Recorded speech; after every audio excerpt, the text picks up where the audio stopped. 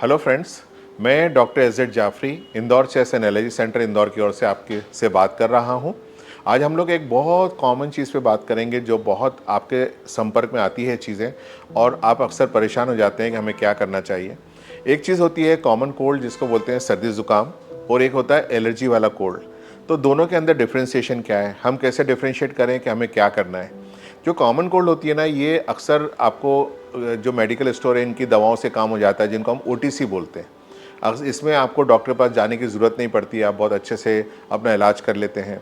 इसमें usually viral infection काम करता है, और जो वायरल इन्फेक्शन है इसके अंदर रोटा वायरस एक सबसे ज़्यादा पहचाना जाता है। मौसम के कम ज़्यादा होने से भी इसमें बहुत ज़्यादा फ़र्क पड़ता है। बारिश के अंदर वायरल इन्फेक्शन बहुत बढ़ जाते हैं, और वायरल डिसीज़ बहुत होती है। वायरल में और एलर्जी के अंदर एक ही डिफरेंस है कि बेसिकली वायरल के अंदर छींके आना, नाक बहना, नाक बंद होना, ये सब चीज़ें तो होती हैं, लेकिन वायरल में फीवर होता है, गला ख़राब होता है, कई बार टॉन्सिल्स हो जाते हैं, आपका हेडेक होता है, साइनस दुखता है, ये सब चीज़ें होती हैं। लेकिन एलर्जी के अंदर फीवर नहीं होता है ना। बॉडी एक वायरल में बहुत कॉमन चीज़ है। वायरल डिसीज जो होती है सेल्फ लिमिटिंग होती है, इसलिए मैंने कहा कि ज़्यादातर टाइम आपको डॉक्टर पास नहीं जाना पड़ता, क्योंकि वायरल जो है ये 5 से 7 दिन के अंदर अपने आप स्वयं ठीक हो जाती है। कॉमन कोल्ड की दवाएं सिंपल सी आप ले सकते हैं और उनसे बहुत फ़र्क पड़ जाता है। अब यही बात करते हैं हम एलर्जी को, तो हम कैसे डिफ्रेंशिएट करें कि कॉमन कोल्ड है या एलर्जी है। एलर्जी जो होती है इसके अंदर एक चीज़ ध्यान रखें कि ये कभी भी 5-7 दिन में नहीं होती, इसको लंबा समय लगता है, महीनों और सालों भी लग सकते हैं। ये मौसम के हिसाब से वेरिएशन होता है, इसके अंदर कम ज़्यादा होती है। जब भी चेंज ऑफ वेदर होता है तो उसके हिसाब से आपको डिसीज़ में भी कम ज़्यादा होता है। और जब भी आप कांटेक्ट में आते हैं इन चीज़ों से जिनसे एलर्जी होती है, तो एलर्जी बढ़ जाती है। आपको छींकें हो सकती हैं, नाक बंद हो सकती है, नाक का पानी बह सकता है, आपको हेडेक हो सकता है, आपको आँखों में खुजली हो सकती है, लालपन आ सकता है, और आपको क्या कहते हैं छींकें आए तो निरंतर आती हैं, रुकती नहीं। सूखी खांसी चल सकती है, निरंतर चलने वाली खांसी जो रुकती नहीं किसी भी दवा से, कोई भी कफ सिरप से। तो बेसिकली एलर्जी जब होती है तो ये नॉन स्टॉप होती है। इन्फेक्शन और एलर्जी में बहुत छोटा सा फ़र्क है। इन्फेक्शन कोई चीज़ आपके शरीर में आके आपके शरीर के ऊपर कब्जा करना चाहती है, और एलर्जी जो है इसके अंदर शरीर उस चीज़ के प्रति रिएक्शन देता है, प्रतिक्रिया देता है। वो प्रतिक्रिया जो है, वो जो रिएक्शन है, उसको एलर्जी कहा जाता है। किसी किसी व्यक्ति के अंदर ये प्रतिक्रिया बहुत ज़्यादा हो जाती है और वो उसको तकलीफ देती है। वही पार्टिकल किसी व्यक्ति के लिए बिल्कुल नॉर्मल है, लेकिन जिसको एलर्जी है उसको तकलीफ देते हैं, तो उसको प्रॉब्लम होती है। तो ये पार्टिकल क्या होते हैं ये जानना बहुत ज़रूरी है। तो सबसे पहले तो हमें एक डॉक्टर पास जाना पड़ेगा, जो उसका स्पेशलिस्ट हो, जो समझता हो। वो आपको एलर्जी स्पेशलिस्ट पास भेजेगा। एलर्जी स्पेशलिस्ट आपका एलर्जी टेस्ट करके पता करेगा भाई एलर्जी आपको है काहे की। और जिन चीज़ों की एलर्जी होती है उसके अंदर सबसे कॉमन जो होता है ना, वो होता है पोलन। पोलन मतलब हिंदी में परागकण बोलते हैं। ये फूलों में से निकलते हैं, और एक दिन में 100-150 किलोमीटर तक दूर चले जाना इनके लिए मामूली बात है। तो ज़रूरी नहीं कि पेड़ पौधा आपके घर में लगा हो, घर के आसपास हो, आपके संपर्क में नहीं आते हो, आप शहर में रहते हो, है ना, लेकिन आपको एलर्जी हो सकती है।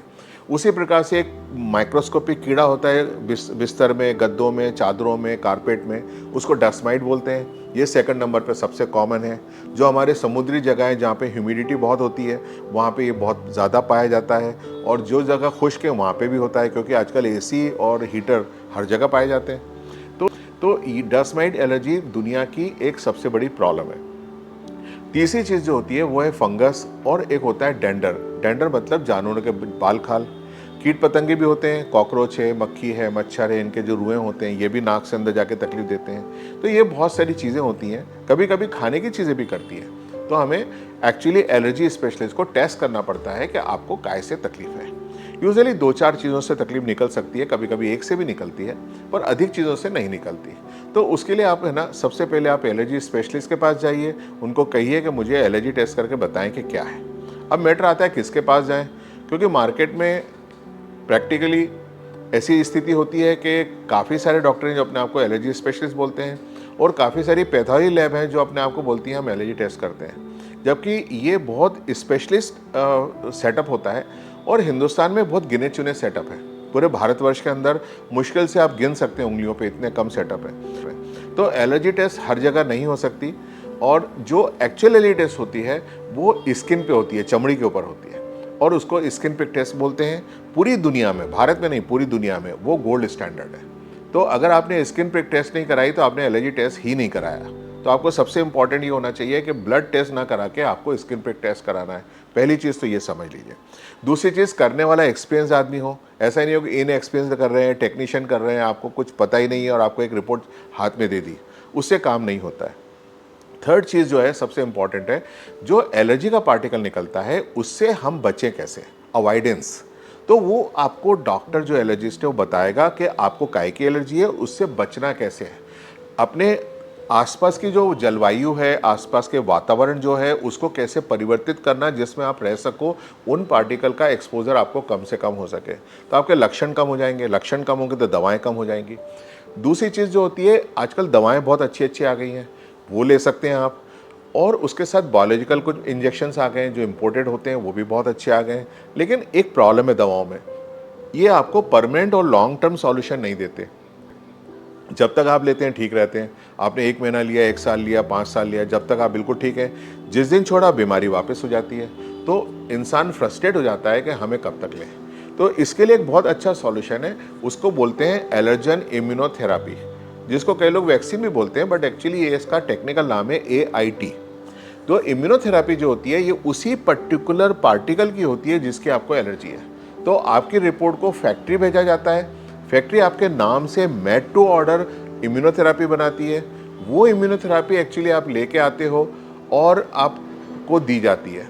अब इम्यूनोथेरापी भी आजकल बहुत अलग अलग तरह की हो गई है। इंजेक्शंस के रूप में देते हैं, जीभ के नीचे रखने वाली ड्रॉप्स देते हैं, आजकल टैबलेट्स आ गई हैं जीभ के नीचे रखने वाली, वो इम्पोर्टेड आती हैं फॉरेन से। ऐसे बहुत सारे प्रकार की इम्यूनोथेरापी आ गई है।